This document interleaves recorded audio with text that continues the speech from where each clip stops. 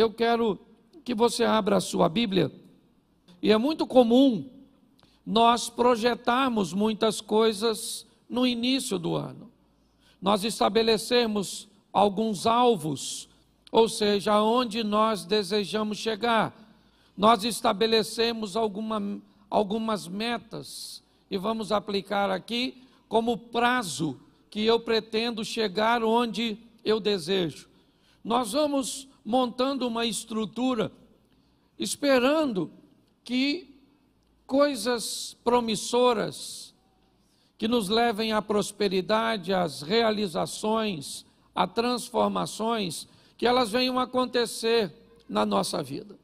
A primeira coisa que eu queria que você entendesse é que se você decide não agir, ou você abre mão ou diminui a intensidade dos seus sonhos, ou você aumenta a sua capacidade de habilidades. A escolha é sua. Ou você vai diminuir, né, o seu prognóstico, a sua perspectiva para 2021, ou você vai aumentar o seu afinco, a sua dedicação, aquilo que você planeja fazer para que os seus sonhos se tornem realidade. É muito importante nós olharmos para esse início do ano, porque eu acho que muitos de nós já estamos aí, se não todos, estabelecendo algumas coisas que pretendemos fazer ao longo desse período. Nós aprendemos aqui no projeto Recomeçar, e este é o ano do recomeço, a possibilidade de você fazer novamente, porém agora de uma forma assertiva. À medida em que somos mais novos, a nossa margem de erros podem até ser um pouco maiores, porque nós ainda temos condições, muitas vezes, de contorná-las, mas à medida que a idade vai chegando, inevitavelmente, nós não podemos nos dar o luxo de cometer erros, porque alguns erros podem custar a vida inteira para consertá-los. E forças e dedicação que deveriam ser canalizadas para a realização de projetos futuros, acabam sendo realizadas ou canalizadas para corrigir questões do passado. Quando nós olhamos para esses estilos de vida, porque alguns vivem assim, consertando erros do passado, gastando suas energias, formatando o seu posicionamento de vida em oferecer perdão, em receber perdão, em corrigir, em pagar dívidas, em viver situações que têm a ver com aquilo que fizeram lá atrás. Outros estão vivendo situações onde estão trabalhando para que coisas ou realizações aconteçam. A opção, ela é nossa. Nós é que decidimos o que nós vamos fazer. E hoje eu quero mostrar a vocês coisas bem simples, né? Algumas diretrizes do início, talvez algumas descobertas que possam nos despertar a reavaliarmos, a reposicionarmos nossa vida. Eu costumo dizer que existem 3 máximas na vida de um ser humano. A primeira e mais importante delas: onde eu vou passar a minha eternidade. Não tem nada mais importante que isso. A vida aqui é passageira, passa rápido. Hebreus 9, 27, ao homem está determinado morrer apenas uma vez, vindo depois da morte o juízo. Salmo 90, verso 10, certo? O homem vive 70 anos, se for robusto, ele vai até os 80, onde a maioria dos dias são canseira e enfado, porque tudo passa rapidamente. A Bíblia está nos dando uma direção: a sua vida é única, a sua vida é curta e a sua vida é rápida. Você não tem margem de erros. Nós precisamos ser cautelosos, seja prudente como as serpentes e simples como as pombas. Vigiai e orai, a vigilância precedendo um sistema de defesa, para que venhamos fugir do erro. Porque, como eu digo e disse, nós podemos gastar muito tempo para corrigi-lo. Quando olhamos para isso, o que eu quero mostrar a você hoje é que nos 4 capítulos da Bíblia, no início, nós vamos descobrir algumas coisas que eu gostaria de pontuar para você. Entendendo que a Bíblia tem duas preocupações. Uma e principal, com vida eterna. Por isso a primeira máxima é onde eu vou passar a minha vida eterna. Segunda máxima de um ser humano, o que eu vim fazer aqui na terra? Minha missão. Missão é algo que está altamente integrado com identidade. Quem não descobre o que veio fazer, tem dificuldade de saber quem é. Pessoas confusas no que diz respeito às suas identidades, inevitavelmente, elas têm problemas, certo? Com sua missão. Quanto mais rápido você descobrir o que você veio fazer, qual é a sua régua de medida, você para de usar a medida dos outros para estabelecer a sua. E terceira máxima, com quem eu vou viver aqui na terra? Seu casamento. Para mim são as três máximas que regem a vida de um ser humano. Onde eu passo minha eternidade, qual é a minha missão, que automaticamente vai revelar minha identidade, e com quem eu vou casar. Ok? Então, se você casar errado, e essa vai para os solteiros, porque se você casou já, hashtag chupa essa manga. Ok? Mas se você é solteiro, preste atenção nesse negócio, certo? Quantos solteiros tem aqui? Levante a mão. Isso, Deus te conserve, te abençoe. E se você conseguir viver desse jeito, viva. Se cansar de ser feliz, vem sofrer com a gente. Ok? Então preste atenção. A Bíblia tem uma preocupação importantíssima. Vida. Jesus disse, eu vim para que tenham e a tenham em isso. Duas coisas Jesus veio nos oferecer de forma muito eficiente. Uma, vida eterna. Ele veio para vencer o poder da morte e do caos e fazer com que o nosso nome seja escrito no livro da vida. Ok? Segunda, ele veio para nos oferecer uma vida abundante aqui na terra, onde nossa margem de erro diminui, para que possamos potencializar nossas ações em realizações futuras. Mas eu comecei a observar que os inimigos da humanidade, eles são antigos. Que quando nós olhamos para os primeiros capítulos da Bíblia, nós já vamos receber algumas direções, que se respeitarmos e colocarmos em prática, vamos ter uma qualidade de vida legal. Por favor, entendam o que eu vou dizer. Ah, pastor, o mais importante para mim é ir para o céu. Não é para você que é isso que é mais importante, é para todos os seres humanos. A coisa mais importante é a nossa salvação. Só que tem algum valor agregado nisso, que nós precisamos decidir se queremos para a nossa vida ou não. E pior, se não queremos, não marginalizar e não penalizar com posturas e posicionamentos incorretos de quem resolveu aceitar. Quando Jesus diz, eu vim para que você tenha vida e tenha vida em abundância. Esse texto refere-se à vida terrena, porque a vida celestial, ela já é abundante. Se você se prender e dizer para mim ou para qualquer, pastor, meu negócio é ir para o céu, eu não estou preocupado com outra coisa, não tem problema nenhum, até porque você resolveu escolher uma parte extraordinária, buscai primeiro o reino e a sua justiça.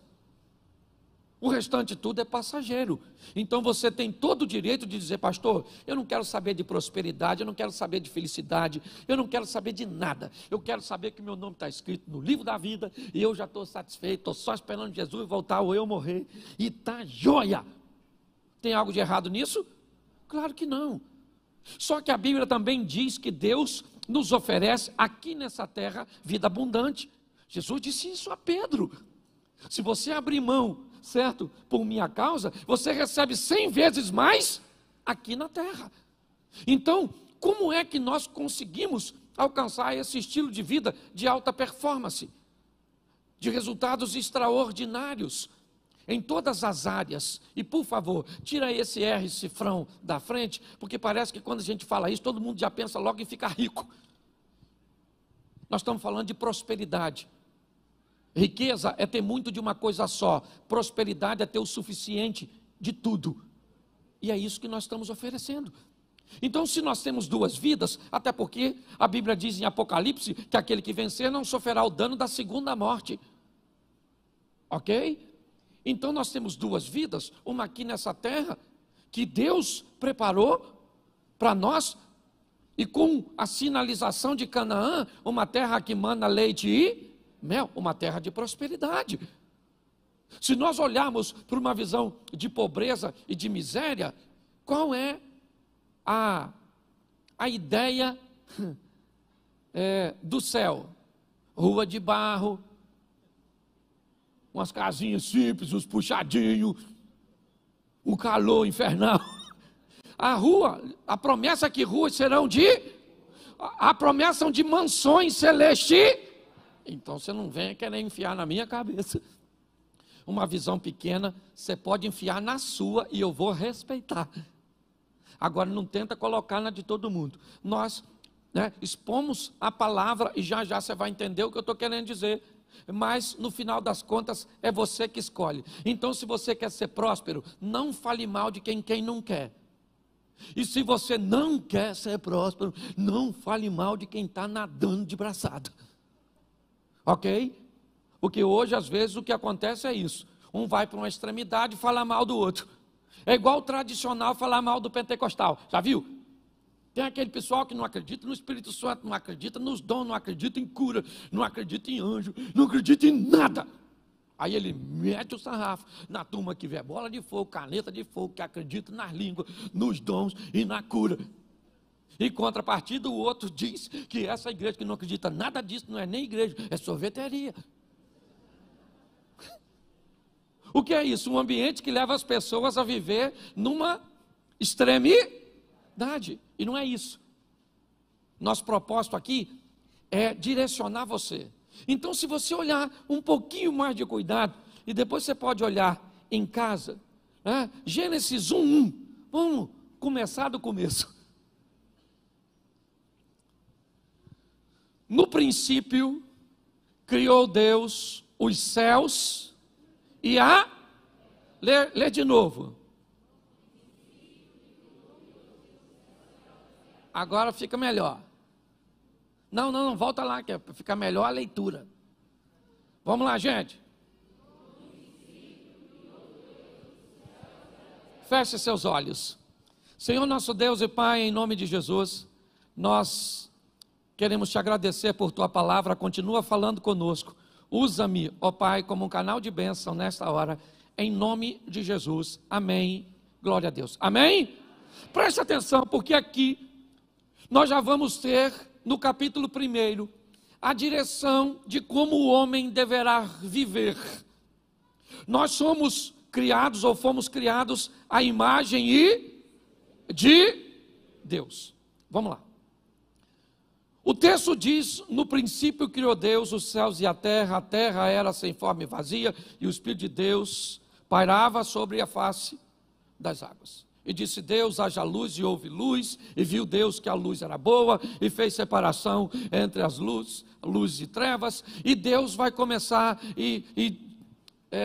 haja uma porção seca no meio das águas. Preste atenção, porque o que Deus está dando direção é o estilo de vida que Ele vai pedir que nós venhamos a viver. O que é a fé? A fé é o firme das coisas que não mas que se esperam. A Bíblia diz que o justo viverá pela fé. E se a fé é o firme fundamento das coisas que não se veem, mas que se esperam, Deus está criando o mundo utilizando uma coisa que vai pedir que nós tenhamos. O que é? O que é? Fé. E disse Deus: haja. A luz existia, mas passou a existir. Deus começa a chamar à existência as coisas que não existem como se ela já existisse. Quando nós olhamos o início do Gênesis, é ali que nós vamos entender que estilo de vida nós precisamos trilhar. Porque preste atenção, o justo vai fazer o quê? O justo vai fazer o quê? Viverá. Preste atenção. A fé para nós não é um momento. A fé para nós é um estilo de vida. O justo viverá pela fé. Ah, pastor, eu não sou justo porque eu sou pecador. Quando a Bíblia diz o justo viverá pela fé, ela está querendo dizer o justo é todo aquele que foi justificado por Jesus, não aquele que não tem erros. Cuidado com a aplicação literal de uma palavra que ela pode atrapalhar a sua vida. O que é um justo na Bíblia? Quando a colocação é: Jó era um homem justo, sim ou não? Sim ou não? Mas ele cometia erros, sim ou não? Sim, mas a Bíblia diz que ele era justo. Qual era a justiça desse homem? Acreditar que havia um Deus cujo qual ele servia. O que a Bíblia está nos dizendo no capítulo 1 é: nós precisamos entender que o nosso estilo de vida vai ser de fé. A nossa vida vai depender da nossa fé. Ou seja, aquilo que faz com que acreditemos em coisas que ainda não aconteceram, mas nós temos certeza de que o nosso Deus está no controle de tudo e Ele vai agir a nosso respeito. Amém? Sem fé é agradar a Deus. O modelo de criação é baseado na fé. Eu não estou dizendo que Deus tinha fé, eu só estou dizendo que Ele está utilizando uma forma de criação para nos ensinar o que é fé. Chama as coisas como se elas já existissem. Jesus disse isso, quando foi resolver o problema de Lázaro: eu bem sei que tu sempre me ouves, mas eu estou fazendo dessa forma para oferecer exemplo para outras pessoas. Então, o que a Bíblia está formatando no início aqui? Nós vamos viver uma vida de fé, onde mesmo que as coisas não estejam acontecendo como nós esperamos ou esperávamos, nós cremos que Deus está onde sempre esteve, no trono de sua glória, no controle de todas as coisas. Você está entendendo? Quem acredita nisso vive o sobrenatural, e quem não acredita fica esperneando para resolver muitas vezes problemas simples. O modelo que Deus nos pediu é de fé. Mas quando nós vamos olhar um pouquinho à frente, nós vamos aprender uma coisa muito interessante. Nós vamos aprender a apresentação do nosso adversário. Seria muito fácil se nós recebemos essa informação e fosse só levar adiante para colocarmos em prática. Mas quando nós vamos olhar o capítulo 3 de Gênesis, o que a Bíblia vai fazer é, se no capítulo 1 ela nos apresenta quem é Deus, no capítulo 3 ela apresenta quem é o adversário, Satanás, o nosso opositor. Eu vou dizer para você com muita propriedade: se você é daquele que acredita em Deus e não acredita no diabo, você vai ter sérios problemas. Porque uma das coisas mais importantes na nossa caminhada de fé é entender que tem alguém que vai se opor a nós, que ele é mais forte do que nós, mas não é mais forte do que o nosso Deus. Reconhecer como nosso adversário trabalha, reconhecer quais são suas armas, reconhecer como ele ataca, vai nos dar uma grande vantagem sobre Satanás. A Bíblia nos dá algumas informações, e pastor, onde Satanás está nos primeiros capítulos? Na serpente, na figura da serpente, que tem um propósito, certo? De fazer com que o homem se perca. Quando nós olhamos, eu vou te mostrar alguns textos. 1 Pedro, capítulo 5, verso 8, coloca aí para a gente, fica numa tradução só no telão, é mais fácil. Presta atenção a algumas informações. Sede sóbrios, vigiai, porque o diabo, o vosso, isso, anda bramando como? Buscando a quem possa. O diabo é o nosso amiguinho. Amiguinho? O diabo é o nosso que busca uma ocasião para nos tragar. E o que ele vai usar para nos tragar? Para ele os fins justificam os meios. O que você precisa para ir para o inferno? É muito dinheiro? Toma, isso aí. Escutei, até com a máscara. Certo? O que você precisa? De uma mulher bonitona, maneirona. Uma mulher feia você até resiste. Mas se for cavala, tudo. Um homem, se for um meio homem, você até resiste. Mas se a senhora se depara com aquele, o que ele precisa? Botar na sua vida para te desvirtuar. A Bíblia diz que ele é seu isso aí, seu Aí eu acho mó barato que tem uns crentes que dizem assim, olha, eu tenho respeito pelo Satanás, eu vejo uma macumba, eu faço o sinal da cruz, e eu, está amarrado, em nome de Jesus. Tem uns crentes muito maneiros. O diabo, ele não tem que ter o seu respeito, nem a sua admiração, nem nada seu. Ele é seu ele quer matar você, seu casamento, seus negócios, sua família, seus filhos, mas em Cristo Jesus ele está debaixo dos nossos pés. Amém? Agora eu tenho que saber, a Bíblia diz, sede sóbrio. O que é sóbrio? Lembra do João Canabrava? Sóbrio, uma mente que não esteja dopada. Ou do João Canabrava, dopada pelo álcool. Pastor, eu nem bebo, louvado seja Deus. Mas às vezes a religiosidade é uma toxina que entorpeceu a sua mente.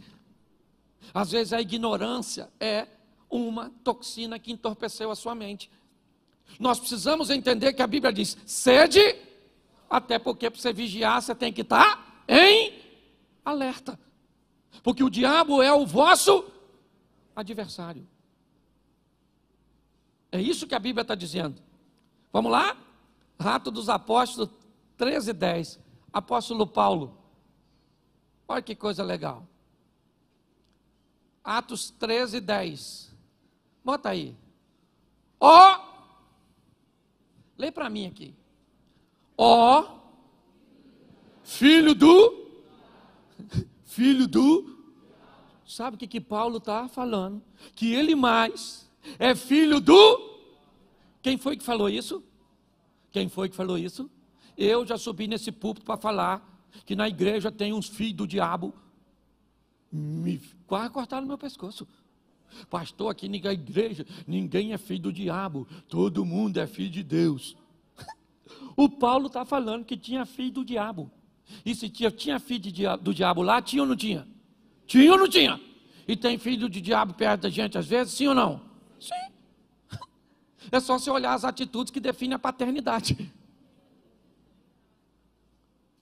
Eu preciso preparar você, porque às vezes a gente pensa, certo? Que todo mundo é gente boa. Deveria ser, porque a imagem é a semelhança de Deus. Mas tem uns irmãos, nem posso chamar de irmão, tem uns parentes nossos, entendeu? Que deve ser filho do adultério. Uns filhos do Satanás. E às vezes eles estão onde? Dentro da igreja. Porque tem joio no meio tem cabrito no meio das. Isso aí, gente. É isso aí. A palavra está forte que a criança se sentiu. É assim mesmo. Ok? Então entenda bem. A Bíblia tem filho do diabo no seu trabalho. Tem ou não tem? Na rua onde você mora, na igreja que você frequenta, na sua família, os filhos do diabo que é parente. Ou seja, é só nós mudar o comportamento que vira filho do diabo também. Então, por favor, quando eu falo isso, e falo isso de uma forma mais veemente na igreja que eu pastoreio, para você que está assistindo, aqui é a igreja que eu sou pastor. Então eu falo, e aí na internet também tem. Filho do diabo. Achou que era só aqui onde eu estou pregando? Também tem. Porque tem em todo lugar. O diabo tem funcionário. Às vezes, não full time. Tempo integral. Mas às vezes freelance. Os motoboys do Satanás. Os Uber. Faz um serviço assim, sabe? Nós precisamos entender, Ele é nosso o nosso Deus é o Todo-Poder, o Criador, amém? Isso, que nos ensina a vivermos pela fé, ter uma vida de fé, e não um momento, ok? Fé é o quê? Acreditar naquilo que ainda não é concreto, mas nós cremos que vai acontecer. Posso ouvir um amém da igreja? Amém. Isso. Dizem que não tem cura para a doença que você está enfrentando, mas você acredita que tem, e Deus vai liberar uma palavra e a cura vai acontecer. Está num ambiente onde todas as portas estão fechadas e a situação econômica do país não gera possibilidade de que você se reintegre no mercado de emprego e que as coisas... Isso é todas as informações que os olhos veem, mas os céus é mais poderoso do que tudo isso e abre porta onde portas não existem, porque nós vivemos pela fé. E agora a Bíblia está dizendo, o diabo vosso adver tem filho. Entendeu? Tem filho. João 10:10. João capítulo 10, verso 10. O ladrão não vem senão roubar, a matar e a... Essa frase foi dita por Jesus. Ok? O que ela está definindo é o perfil do nosso adversário. Primeiro, nós temos um. Ele não é amiguinho, não é irmãozinho, não é personagem aí das séries televisivas, Lúcifer, um diabinho maneiro. Ele não é o fantasminha, como é que é o nome dele? O Gasparzinho. O Satanás quer matar você, destruir você, e eu também. Mas nós não vamos dar mole, porque a Bíblia diz ser de sobra e vigie. Isso. Porque o diabo está porque o Senhor dará ordem aos seus, para que se acampe e o diabo vai ficar e Deus vai ficar Isso aí. O máximo que o diabo vai fazer é assim, ó.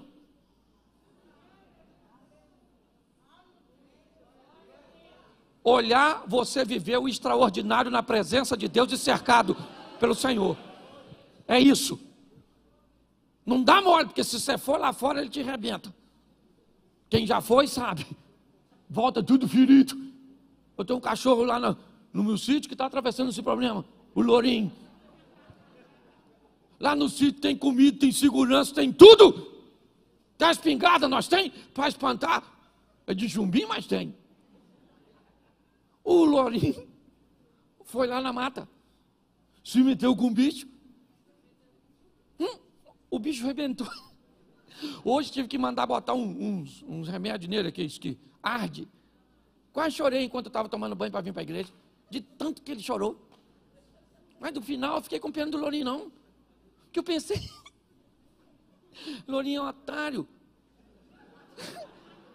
Lá na mata tem filho do diabo. Arrebentou meu cachorro. Quem quiser ver, pode ir lá, não estou contando história não. Lourinho está lá, amuado. Eu não posso nem falar onde é que feriram ele. Que senão vai ficar mais feio ainda. Então a função do diabo é destruir a nossa vida. Roubar, matar e destruir. Mas ele está porque Deus está e se Deus é por nós, isso é bonitinho de falar. O negócio é agir para que isso entre em cena. Sabe o que o diabo disse para Deus quando Deus perguntou: tem de vista o meu servo Jó? O diabo: tenho, de longe, porque o Senhor não deixa eu mexer em nada dele. Olha o que o diabo está falando. Esse cara vive de um jeito onde seus anjos acampam ao redor dele, e eu não tenho como entrar. Nossa casa vai ser desse jeito esse ano, nossos negócios vão ser desse jeito esse ano, nossa igreja vai viver assim esse ano, amém? Isso. Agora, isso não se conquista com isso, isso só se conquista com isso. É de joelho que nós trazemos a presença de Deus para a nossa vida e para a nossa casa. Deus está apresentando o nosso adversário. Ele tem filho? E ele quer o quê? E destruir. Amém? Amém? Então, mas vamos aqui agora para algumas armas que nós temos que enfrentar ao longo da nossa caminhada cristã. Ela também está no terceiro capítulo, porque no capítulo 1 e 2 nós vemos a criação. Deus chamando a existência, criando todas as coisas, certo? Mas no capítulo 3, nós recebemos inicialmente de forma prévia a exposição do nosso adversário.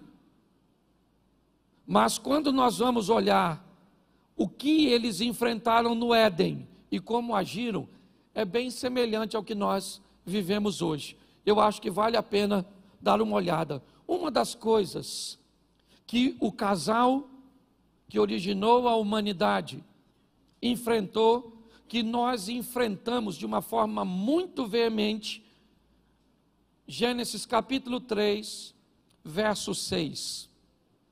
Preste atenção. E vendo a mulher que aquela árvore era boa para se comer, e agradável aos olhos, e árvore desejável para dar entendimento, tomou do seu fruto e comeu, e também deu ao seu marido, e ele comeu com ela. Preste atenção, deixa o texto aí, por favor. Primeira coisa que eles enfrentaram como oposição, ainda é o que nós enfrentamos até hoje, e que tem derrubado muitos de nós: o desejo pelo proibido. Eva, a mulher, olha para uma árvore e se sente atraída por ela. Aquela árvore era um local proibido, mas ela se sente atraída por aquilo que é proibido. Esse não é um problema de Eva, esse é um problema que a humanidade enfrenta o tempo inteiro. Você vai ter que lidar com Davi, o homem segundo o coração de Deus, desejando o proibido. Você vai ver reis perdendo seu reinado porque desejaram coisas que lhe eram proibidas. Quando nós olhamos para essa situação, ela ainda é o nosso inimigo hoje. Grande parte dos problemas que temos está condicionado no desejo que temos pelo proibido. Se nós entendermos isso, como vamos nos comportar mediante aquilo cujo qual Deus nos proibiu, isso define fracasso ou sucesso da nossa caminhada cristã. Muitos dizem que os desejos que eles nutrem pelo proibido são mais fortes do que eles, mas isso é mentira, porque a Bíblia diz que a tentação nunca será maior que o poder do escape.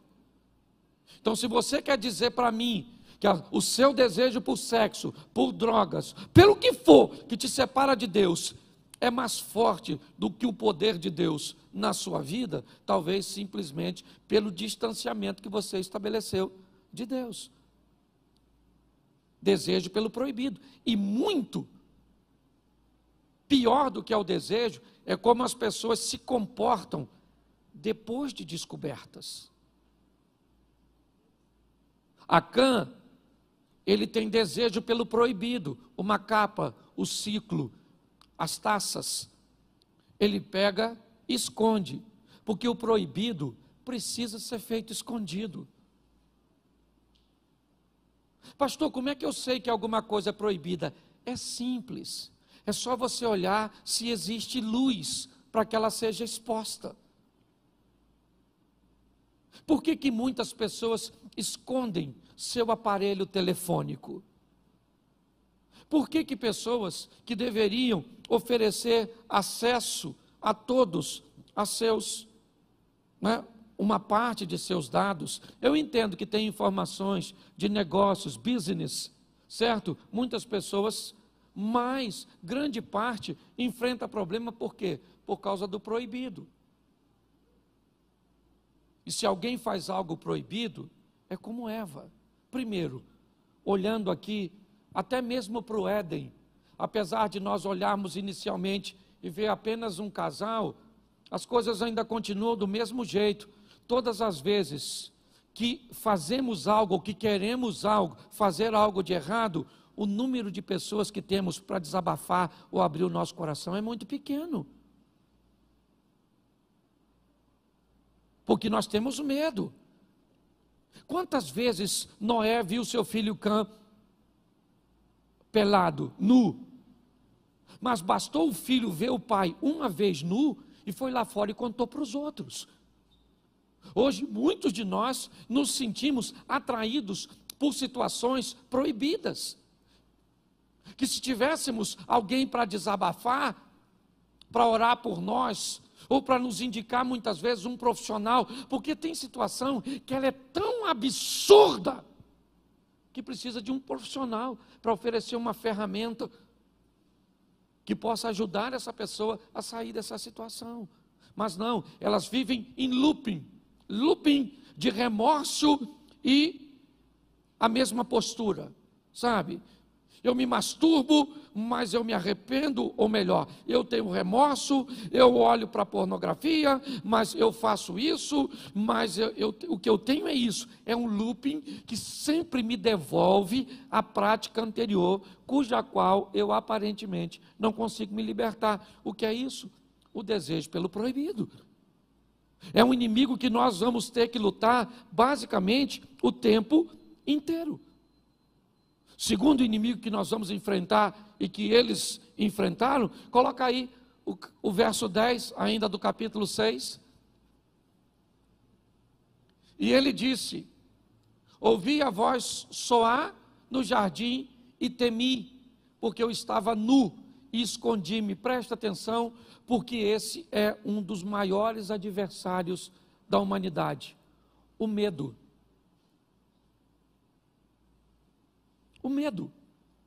Com a chegada do pecado, o homem diz: eu ouvi a tua voz, e por que eu me escondi? Porque eu tive medo. Em algumas traduções, está escrito até assim, Deus perguntando para Adão: e quem te ensinou a ter medo? Porque não fui eu. Eu criei o mundo debaixo da fé, fazendo com que chame à existência as coisas como se elas já existissem. Estabeleço toda uma estrutura, e agora você vem dizer para mim que está com medo? E é isso aí. Eu estou com medo de sair, eu estou com medo da violência, eu estou com medo do dinheiro faltar, eu estou com medo de ser dizimista, eu estou com medo de casar, eu estou com medo de ter filhos, eu estou com medo de não arrumar emprego, eu estou com medo disso, eu estou com medo daquilo. Nós vemos hoje, como nunca, o medo.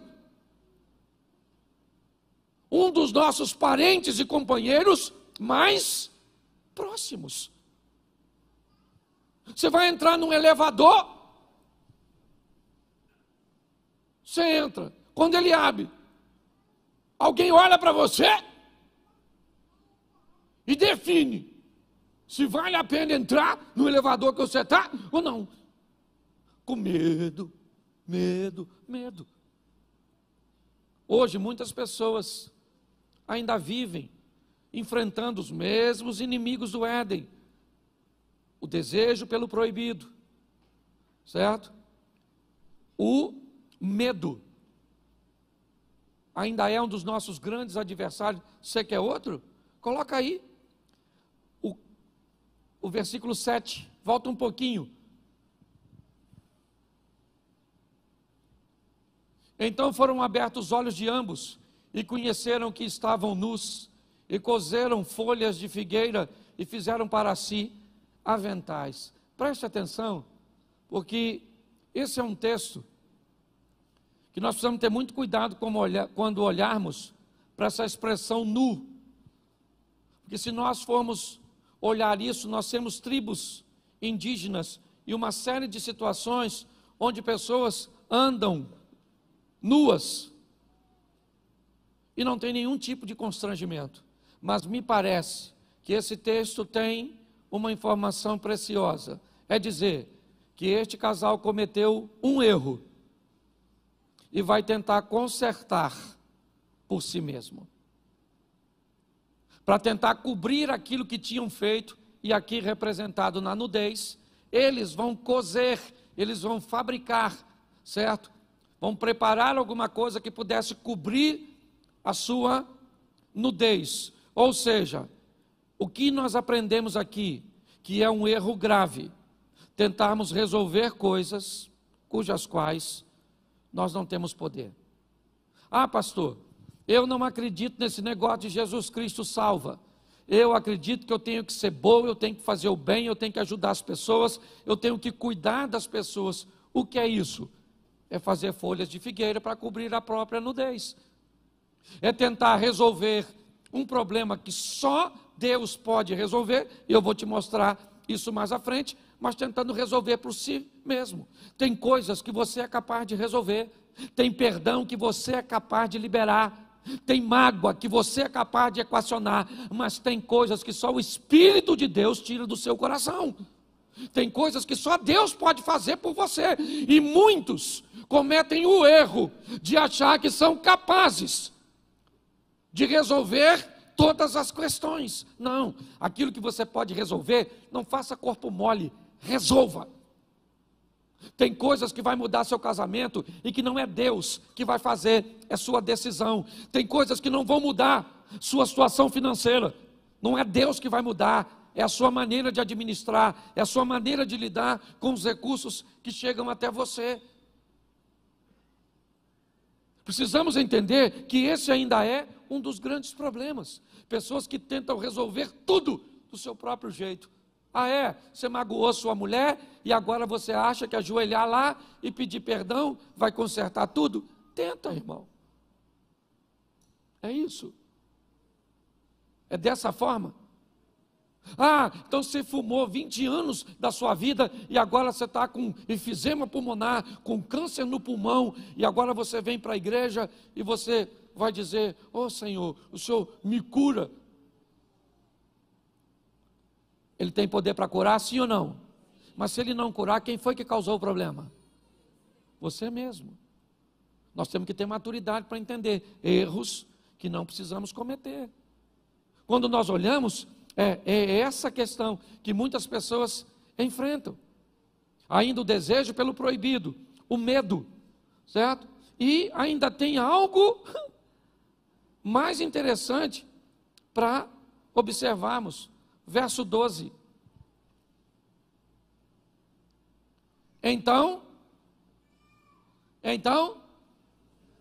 o que Adão vai dizer isso para quem, você sabe? Para quem? Para quem Adão vai dizer isso? Lê o texto primeiro. Para quem Adão vai falar? Olha como é que Adão é maneiro, o nosso ancestral. Olha que cara extraordinário. Lê para mim.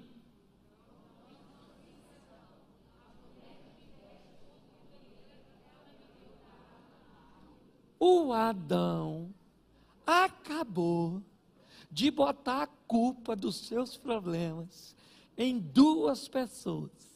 Primeiro, em Deus. E segundo, na dona Eva. O que é isso, pastor? Isso é um adversário que nós enfrentamos há muito tempo.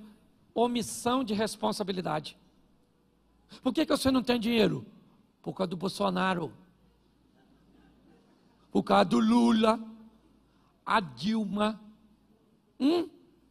Por quê? Por que você não casou? Porque está todo mundo virando gay. Por que pensa aí. A culpa, por que você divorciou?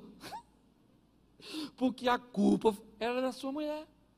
Aquela praga, aquela peste, que o senhor não tolerava.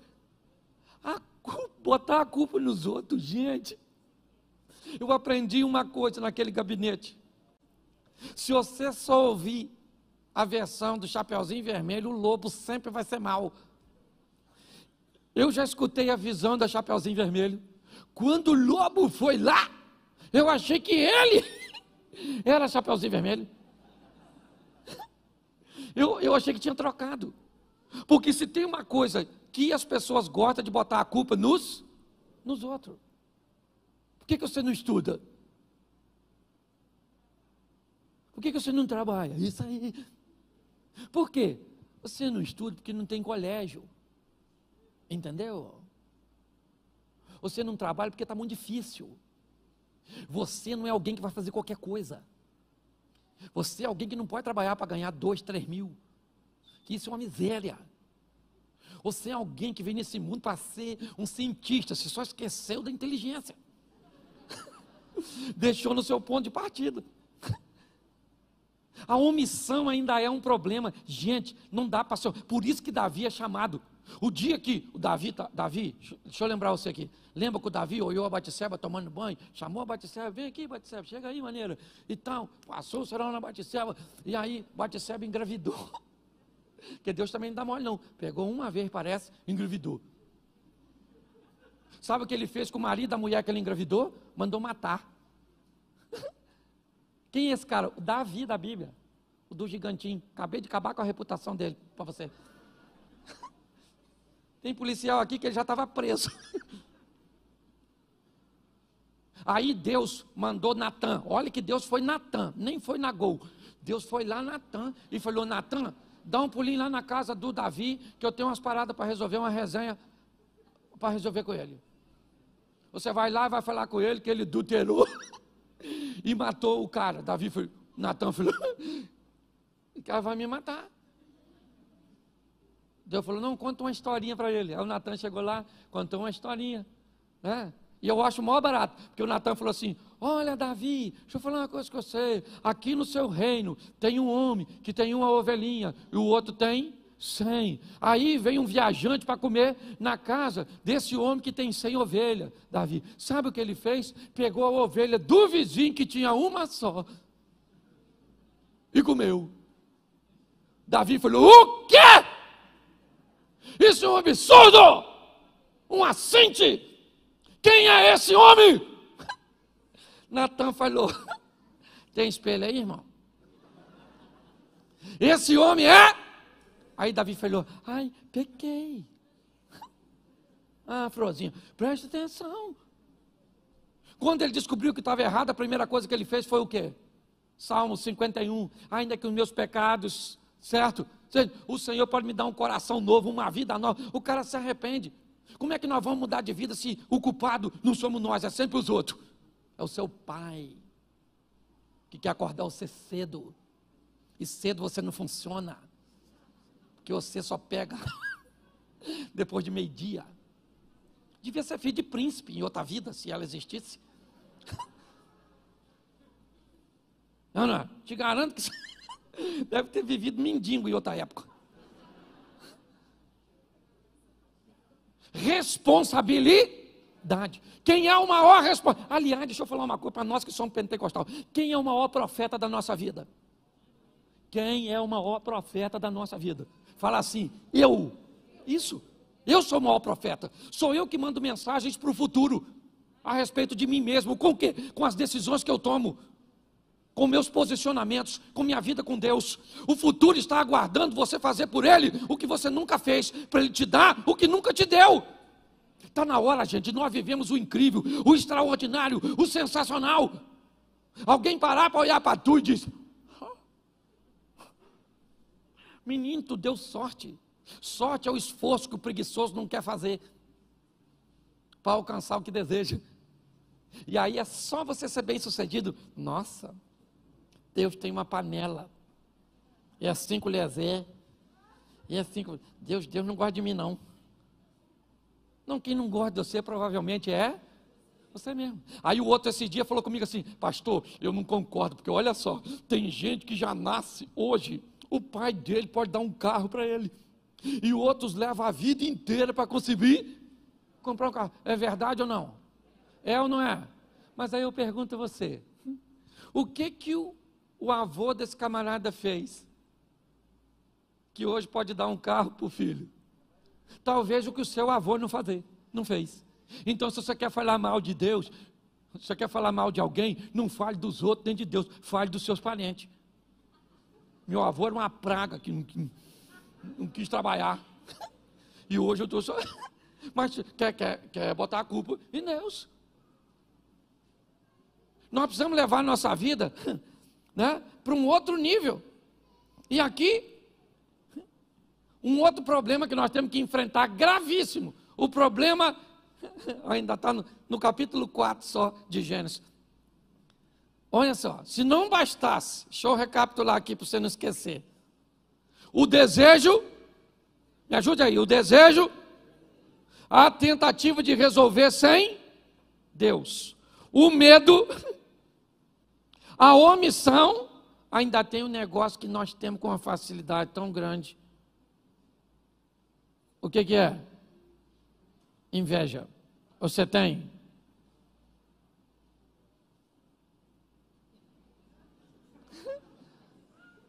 Menino, vou falar uma coisa para vocês aqui, vocês não contam para ninguém. Esses dias estou eu olhando minha rede social, quando de repente passei assim no Instagram, numa pessoa, menino, mas ela tinha tanto comentário numa foto, aí eu botei numa minha.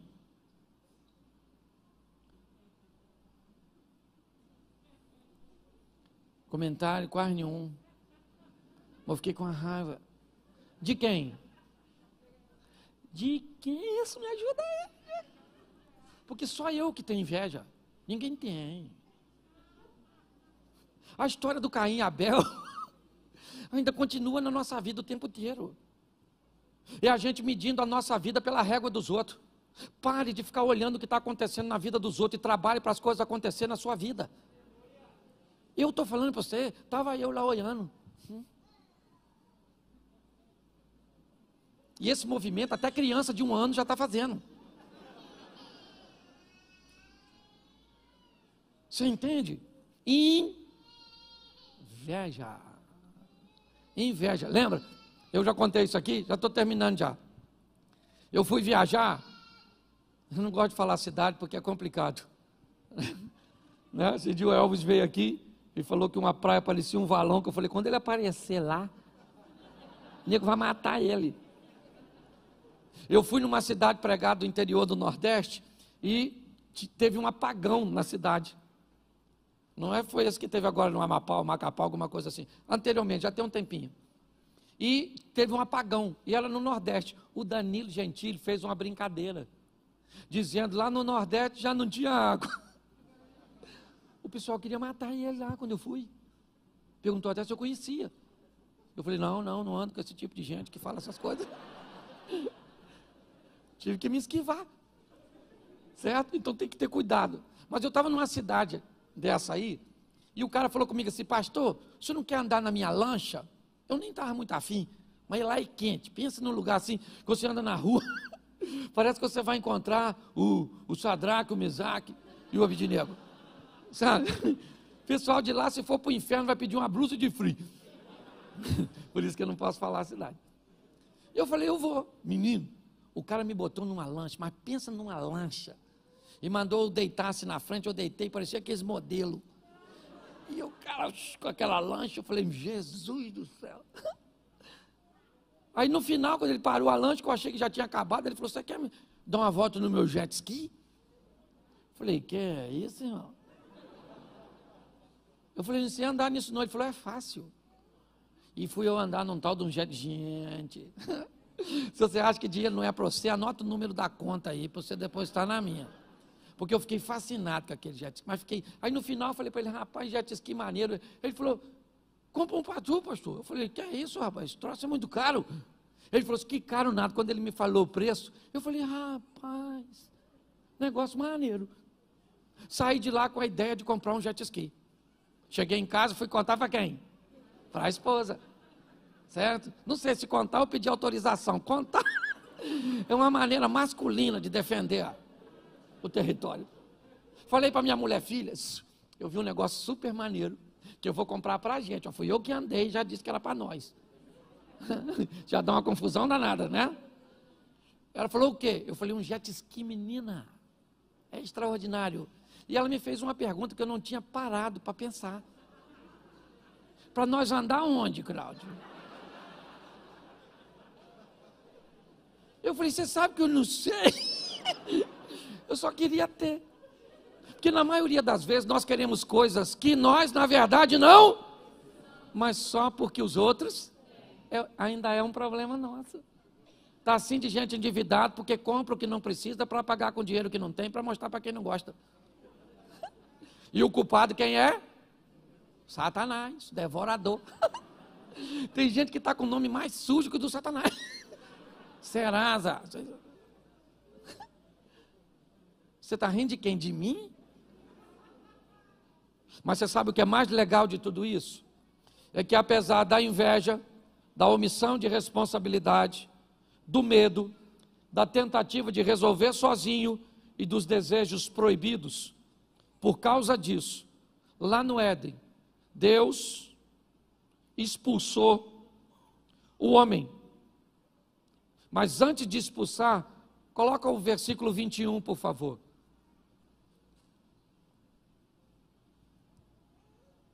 E fez o Senhor Deus a Adão e a sua mulher, fez o quê? E essa túnica era de quê? Era de quê? Isso. Para que Deus fizesse isso, ou para que isso acontecesse, o que teve que acontecer? Um sacrifício. Para que as coisas fossem corrigidas, Deus vai tirar o homem do Éden, sim ou não? Mas vai dar uma proteção para ele. Aquilo que ele tentou fazer com as folhas, Deus vai fazer com a morte de alguém. Na verdade, na tipologia, quando nós estudamos isso, aqui nós temos um tipo de Cristo. Alguém morrendo para oferecer uma cobertura, né? Ou alguém inocente morrendo para que alguém fosse perdoado. Por quê? Por causa do verso 23. Olha o que diz o texto agora. Depois de fazer as túnicas, o Senhor Deus, pois, o lançou fora para lavrar a terra de que fora. Preste atenção, o homem precisava ser expulso, porque Deus é justo. Justo. E Deus expulsa o homem, põe o 24. E havendo lançado fora o homem, pôs querubins ao oriente do jardim do Éden e uma espada inflamada que andava ao redor para guardar o caminho da árvore da... Preste atenção, o homem foi expulso, porém vestido. Ou seja, com sangue sendo derramado para que ele pudesse ser coberto, numa postura do Velho Testamento, para que ele não tivesse mais acesso à árvore da vida. Só que se Deus é justo, o pecado entrou por quem? Quem deu margem ao pecado? Adão. Sim ou não? Sim, eu tenho uma palavra que eu falo que para mim foi um erro de comunicação.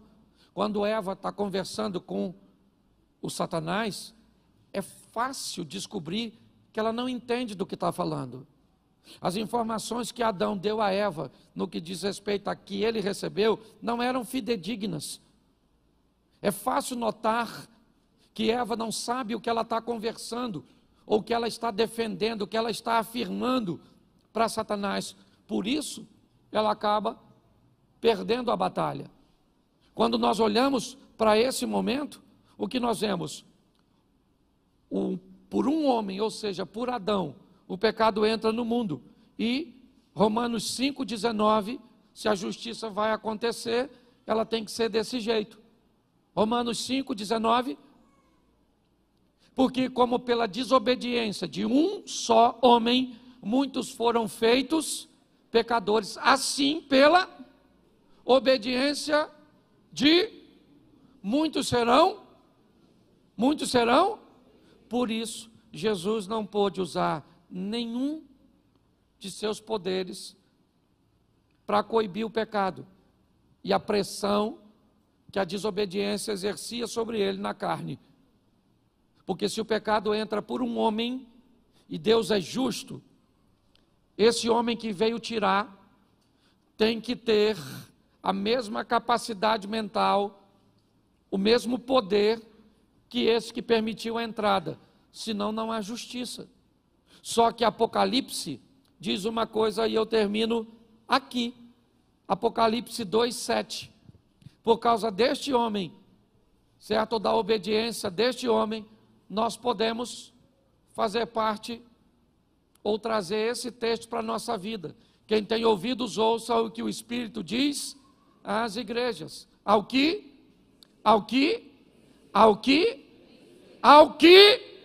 não é o que empatar, não é o que perder, não é o que fazer corpo mole, é apenas para uma classe. E qual é a classe? O dos vencer. Ao que vencer, vai comer no meio a árvore que hoje está guardada por uma espada inflamada. Por causa de Adão, perdemos o direito, mas em Cristo recebemos novamente a oportunidade. Eu queria que você saísse daqui hoje com essa palavra no seu coração, porque eu sei que a Bíblia me diz que quando eu prego, pessoas que me ouvem recebem como um solo à beira do caminho, outros recebem como um solo com pedras, outros recebem com um solo de espinhos e outros recebem em terra boa. Se eu usar isso por proporção, o que a Bíblia está dizendo na parábola do semeador é que quando eu lanço uma semente, apenas 25% dela será proveitosa inicialmente. Pessoas espinhosas ou com espinhos terão que ter, ao longo da caminhada, os cuidados da igreja, o nosso cuidado, para que elas possam, esses espinhos sejam removidos, as pedras, ou esse solo compacto, onde acaba o culto, você vai embora e as suas preocupações tiraram sua atenção, o seu celular tirou sua atenção, o amigo que está do seu lado tirou a sua atenção. Nós lidamos com tudo isso. Por quê? Porque o diabo é o nosso adversário. Por quê? Porque o diabo tem filhos. Por quê? Porque ele veio roubar, matar e destruir. Mas nós recebemos de Cristo e em Cristo o poder para vencer. Só que ele é opcional. A mensagem é para todos, mas não é para todo mundo. A vitória é para todos, mas não é para todo mundo. Porque todos ouvem, mas nem todo mundo recebe e toma o posicionamento. Que esse seja um ano de recomeço para você e para a sua história em todos os segmentos.